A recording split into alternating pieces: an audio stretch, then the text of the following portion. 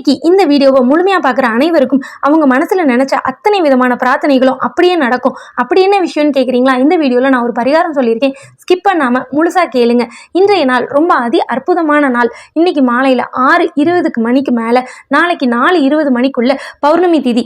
இந்த பௌர்ணமி திதி மற்ற பௌர்ணமியை விட ரொம்ப சிறப்பு வாய்ந்தது. அம்மனுக்கு உகந்த பௌர்ணமி, அதுவும் ஞாயிற்றுக்கிழமை வருது. அதே நேரத்தில் சிவனுக்கு உகந்த கிரிவலம். சிவபக்தர்கள் எல்லா கோவில்களையும் ஆக்கிரமித்து சிவ தரிசனம் செய்து கொண்டிருக்கிற நாள். அதே நேரத்தில் சங்கரன் கோவிலில் ஆடி தபசு அப்படின்றதுக்கு அம்மன் ஒற்றை காலில் தவம் இருந்து இறைவனின் திரு காட்சியை கண்ட நாளும் இன்னைக்கு தான்.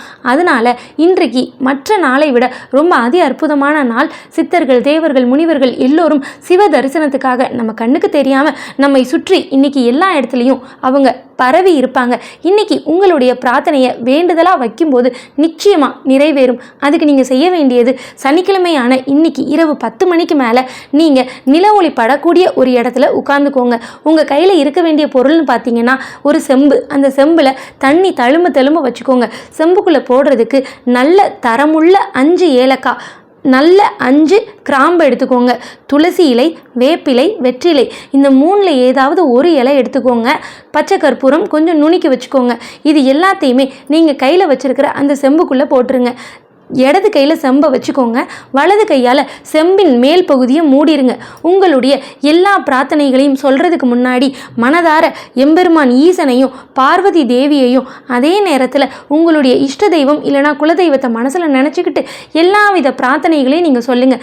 எனக்கு உடனடியாக அரசாங்க வேலை கிடைக்கணும், குழந்தை பேரு கிடைக்கணும், நாங்கள் சொந்தமாக வீடு கட்டணும், எங்கள் வீட்டில் நகை சேரணும், எங்களுக்கு எல்லாவித நன்மைகளும் நடக்கணும். இந்த மாதிரி எல்லா பிரார்த்தனைகளையும் நீங்கள் செம்ப மூடிக்கிட்டே சொல்லி முடிக்கணும். சொல்லும்போது சிவன், பார்வதி, உங்களுடைய குலதெய்வம், இஷ்ட தெய்வத்தை நினச்சிக்கிட்டே சொல்லுங்கள்.